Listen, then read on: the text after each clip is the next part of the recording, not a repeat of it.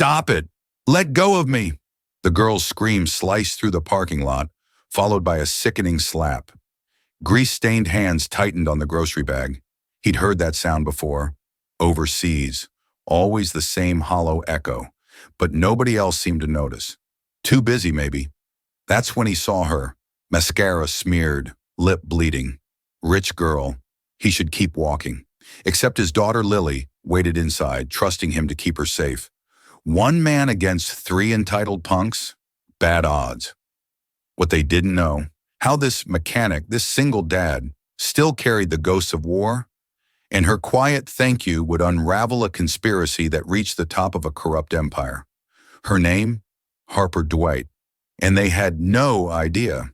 And she had no idea he'd once led combat missions overseas, or that she was the daughter of the CEO he used to work security for until her betrayal nearly ended his life. Before we dive in, drop a comment with where you're watching from, and don't forget to hit subscribe for more videos like this. Let's begin. Zane Holloway didn't look like a hero. To the cashier at Carter's Mini Mart, he was the tired single dad who always paid with crumpled bills and brought his daughter in at closing time. To the people of Brenton, California, he was the mechanic who fixed flat tires for free and refused tips. But to the three college boys shoving a girl against a black SUV in the corner of the parking lot, he was a problem. Stop it. Let go of me. The girl screamed. A slap rang out. Someone laughed. Zane's boots stopped in the middle of the lot. His daughter Lily looked up from the strawberry milkshake she was sipping. "Daddy," she said softly. Zane gently handed her the bag of groceries and bent down, his voice calm. "Go inside the store. Tell Mrs. Carter to keep you safe." She nodded. No questions. She knew what her dad's face meant. He walked toward the sound of cruelty like it owed him rent. "Hey!" His voice cracked like a whip. The tallest guy turned first, muscles under his college football jacket tensing up like he was about to flex. "Who the hell are you?" he sneered. Zane didn't stop. "Let her go. You've got 5 seconds." The shortest guy laughed. "What? You gonna fight us, old man?" Zane stopped 10 away. 3 seconds now. The girl, torn blouse, mascara down her cheeks, blood on her lip, looked up at him with desperate eyes. Zane made eye contact, not with the boys. With her. "You're safe now." The lead jock shoved the girl aside and lunged at Zane with all the subtlety of a bar fight. It was a mistake. Zane sidestepped, grabbed the kid's wrist, twisted, and had him on the ground in one smooth, terrifying motion. The scream that followed made the other two freeze. Zane didn't need to throw another punch. His calm was enough to scare the rest off. When they finally ran, dragging their moaning friend behind them, Zane walked to the girl. "You okay?" he asked softly. She nodded, stunned. I think so." "You hurt?" "I'm just scared." "I'll call someone for you." "No," she said, suddenly panicked. "No cops, please." Zane studied her for a moment. She was rich. Designer coat, diamond earrings. Everything about her said privilege, but her eyes said something else. "I'm not from here," she whispered. "I can't be seen here." Zane didn't press. He just took off his jacket and gently wrapped it around her shoulders. "You hungry?" he asked. "I've got leftover lasagna and a 6-year-old who talks too much." The girl looked like she might cry again. "What's your name?" he asked. "Harper," she said quietly. "Harper Dwight." Zane froze, because he knew that name. That name used to be stitched on the office door of the man who cost him everything. He didn't say a word. He just opened his truck door and helped her in. The engine growled as Zane pulled out of the parking lot. Harper sat silently in the passenger seat, arms wrapped in the oversized jacket that still smelled faintly of gasoline and pine. Her designer dress, now ripped at the sleeve, looked out of place in his beat-up Ford. "You're limping," Zane said, keeping his eyes on the road. "Did they hurt your ankle?" Harper looked down at her feet. Her heel was snapped clean off. "No," she lied, "just twisted it." Zane didn't press. He adjusted the heat. 10 minutes later, they pulled into a modest neighborhood. Faded porch lights, kids' bikes in yards, one American flag waving in the night breeze. He killed the engine and turned to her. "You don't have to come in if you're not comfortable. I'll drive you anywhere you want." Harper looked at him. Really? Looked at him? "You stepped in. Risked yourself." You didn't even know who I was. Zane gave a one-shoulder shrug. Didn't matter who you were. You needed help. That made her chest tighten.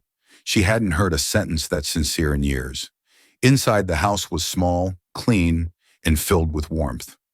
A few crayon drawings hung on the fridge. A worn couch faced a TV playing cartoons on low volume. A pair of pink rain boots sat by the door. And then, "Daddy!" Lily ran from the hallway, arms wide. But when she saw Harper, she paused, eyes wide. Zane knelt. "Hey, this is Miss Harper. She's going to stay a little while. She's had a rough night, okay?" Lily nodded seriously and walked up to Harper. "You want my blanket?" she asked. "It's soft." Harper knelt, tears nearly spilling. That would be amazing. Dinner was quiet. Harper picked at her food while Zane and Lily talked about school, bullies, and how her dad made the best spaghetti lasagna in the galaxy. Harper's chest ached, not from fear, from the realization that this tiny kitchen, this warmth, it felt more like home than her mansion ever had. Later that night, Harper sat on the couch with a cup of tea. Zane stepped out of Lily's room, rubbing his eyes.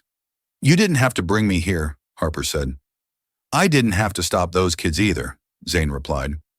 She looked down. "Why did you?" Zane sat on the armrest. "Because I've seen what happens when people don't. Overseas, stateside, doesn't matter. When you walk past someone crying, you lose a piece of yourself." She swallowed. "You were in the military. Marine Corps, 12 years, recon and PSD. Her head shot up. PSD? Personal security detail. Her heart skipped. Her father had gone through dozens of PSD contracts over the years. Zane's eyes didn't flinch, but inside he was screaming. He knew exactly who she was now. Harper Dwight, daughter of Mitchell Ditt, the CEO who fired Zane and publicly blacklisted him after a scandal Zane had nothing to do with. A scandal that nearly destroyed his chance of adopting Lily. "You okay?" he asked her. Harper nodded. "I was just thinking, no one's ever protected me like that. Not without an agenda." Zane stood slowly. "Then you've been around the wrong people." Harper's voice cracked. Yeah, I guess I have." He left her with a pillow and blanket. As he turned out the lights, he didn't say goodnight. He just said, "You're safe here. No one's going to touch you." And she believed him. For the first time in years, she believed someone. But what neither of them knew was that someone had followed her that night. And by morning, the news would break across every screen in America. CEO's daughter caught in shocking scandal, seen escaping into a stranger's truck after alleged assault. The sun had barely risen when the banging started. Zane reached for the bat under his bed. A soldier's instincts never fully left. He was already moving toward the door when he saw Harper frozen in the hallway, still in his jacket, holding Lily close. He gently pushed them behind him, then opened the door. Not cops. Worse. Press dozens of them.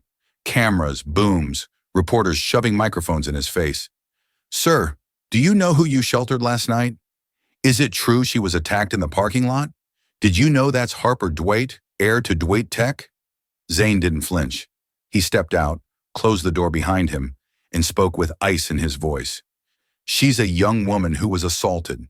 That's all that matters. Now leave." A few camera flashes later, he shut the door, pulled the curtains shut, and turned slowly. Harper stood in the living room, eyes wide. "You knew," she whispered. Zane's jaw was tight. "I recognized you last night, but I didn't care." Harper stepped forward. "But you do care now. I care that those people were outside my house. I care that they scared my daughter. And I care that you didn't tell me what kind of chaos was following you." Harper's voice broke. "I didn't think it would happen like this. I didn't know my father would." Zane's voice cut in, low and sharp. "Your father ruined my life." She froze. "What?" 3 years ago, I was working security for Dwight Tech. I stopped a breach. I reported someone in your dad's inner circle." Harper's lips parted in shock. "And the next morning I was fired for breach of conduct. No reference, no pension, just gone. My clearance was shredded. My adoption of Lily nearly got denied because of that black mark." Tears welled in Harper's eyes. "I didn't know." "You wouldn't have," Zane said, "because people like your father make sure no one knows." The room went silent. Then Lily peeked out from behind the hallway door, her voice trembling. Daddy, are we in trouble? Zane knelt immediately, scooped her up. No, baby, we're okay. Harper stared at them, her throat aching. That night, she'd been the victim. But this morning she realized Zane had been the victim for years, and her last name caused it. Later, Harper sat at the edge of the couch, guilt and shame curling inside her. I want to fix it, she said quietly. Let me fix what he did to you. Zane shook his head. You don't owe me anything. She looked up, fire in her voice. That's not true. And I'm done living with people who run from consequences. I'm not my father. Zane looked at her, really looked, and for the first time saw it. She wasn't like her last name. She was like Lily, gentle, strong, trying to be good in a world that was anything but. Then the front door shook again. But this time, it wasn't the press. It was Mitchell DeWitt's security detail. They didn't knock. They didn't ask. The front door burst open like a war zone raid. Two men in black suits and earpieces stepped in first, clearing the area like they were sweeping a building in Kabul. Zane's hand went to Lily, pulling her close with practiced precision. Then came Mitchell DeWitt, tall, charismatic, gray hair slicked back, Rolex catching the morning light, and a look in his eyes that could silence boardrooms and presidents alike. Harper, he barked, get your things. You're coming home. Harper stood. You don't get to tell me what to do anymore. Mitchell's lip curled. Do you have any idea what you've done? Paparazzi leaks. You're everywhere, and you're hiding in a stranger's house like some reality show mess. Zane stepped forward. Watch your tone. Mitchell barely glanced at him. And you? I remember you. I'm surprised. You've stabbed so many people in the back. I figured I was just another number. Mitchell sneered. I should have destroyed your record when I had the chance. Zane's eyes darkened. You tried, but the Marines don't erase men like me. Harper's voice broke through. I'm not leaving with you. Mitchell turned shocked. What? I'm staying here, at least until I decide what I want to do. I'm not some pawn in your reputation war. This man, Mitchell pointed at Zane like he was filth as a nobody. You're throwing away everything for someone who repairs engines and lives off gas station coffee. Zane stood still, but Lily stepped forward, and with a simplicity only a child could master. She said, He fixed my scooter, and he made me pancakes when I was sad. He's not a nobody. The room fell silent. Even Mitchell was stunned for a second. Then Harper walked up to her father and whispered, If you lay a hand on Zane's life again, I will go public with everything you've buried. Mitchell blinked. Harper leaned closer, including what you did to Mom before she died. He froze. Harper's eyes were still now. You leave or I walk into every media outlet tomorrow and talk. Mitchell hesitated, then nodded at his men. They left without another word. Zane looked at her. That wasn't nothing. Harper exhaled like she'd been underwater for years. I think, she said quietly, I just stopped being afraid of my own last name. That night, Lily drew a picture of the three of them on the fridge. Harper laughed when she saw it. Why'd you draw me with a sword? She asked Lily. Because you're brave now, Lily said like Daddy. Zane didn't speak. He just looked at Harper for a long, quiet second, and for the first time in years, he smiled. 3 days later, the press conference was announced. The media expected a simple denial. They didn't expect her to show up. Harper Ditt stepped onto the stage in front of a dozen cameras, reporters murmuring in confusion. She wore no makeup, no jewelry, just a plain navy blouse, and her chin held high. I wasn't kidnapped, she began, voice calm but unwavering. I wasn't drunk. I wasn't running from a scandal. Pause. I was running from the people who created one. Reporters fell silent. I was attacked outside my university. No one helped me except one man, a single father, a veteran who didn't ask for my name or status. He just did the right thing. She looked straight into the lens. His name is Zane Holloway, and 3 years ago, my father blacklisted him for doing that same thing, protecting someone. Murmurs turned into chaos. Flashes exploded. Phones buzzed. DeWitt's stock dipped 5% in 7 minutes. But Harper didn't flinch. I will not be part of a company or legacy built on fear, silence, or revenge. She placed a folded document on the podium. My resignation, effective immediately, and my full cooperation in any investigation involving misconduct during my father's tenure. The crowd erupted, but Harper didn't stay to hear it. She turned, walked off stage, and into Zane's old truck, parked just outside the gate. Inside, Lily handed her a juice box. "You were on TV," she said. "You look like a superhero." Harper smiled. "Thanks, partner." Zane kept his eyes on the road. "You didn't have to burn it all down." Harper looked at him, her voice quiet. "I wasn't burning it down. I was clearing the ground to build something better." The next weeks were chaos for the DeWitts, but not for Zane because something changed in town. People stopped ignoring him. A former colonel showed up at his garage and shook his hand. A local investor offered to help expand his shop. And Harper, she didn't disappear.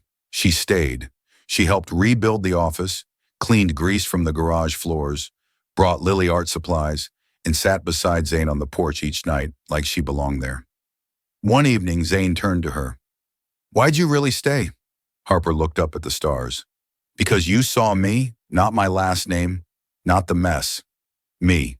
He nodded once, and then for the first time since the war, since betrayal, since heartbreak, Zane took off the chain around his neck, the one with his Marine tags.